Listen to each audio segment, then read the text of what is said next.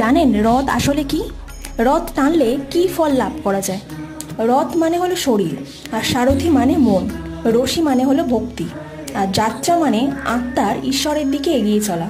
তাই যখন কেউ রথ টানে সে আসলে নিজের মন আর ভক্তি দিয়ে ঈশ্বরকে নিজের জীবনের দিকে টেনে আনে। পুরীর রথযাত্রায় বিশ্বাস করা হয় এই একমাত্র দিন যখন স্বয়ং ঈশ্বর জনগণের কাছে আসেন, আর আপনি তাকে নিজের হাতে টেনে এনে নিজের আত্মায় স্থাপন করতে পারেন। ভক্তদের মনের বিশ্বাস যে রথের রশি একবার স্পর্শ করে তার সমস্ত পাপ মুছে যায় এবং জন্ম মৃত্যু শৃঙ্খল থেকে মুক্তি পাওয়া যায়। অর্থাৎ মনে করা হয় যে ব্যক্তি রথের দড়ি টানার সুযোগ পান তাকে পুনর্জন্মের কষ্ট ভোগ করতে হয় না।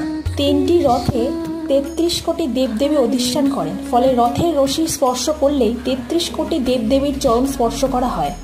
এছাড়া মনে করা হয় জগন্নাথ দেবের রথ টানতে পারলে অশ্বমেধ যজ্ঞের ফল লাভ হয়।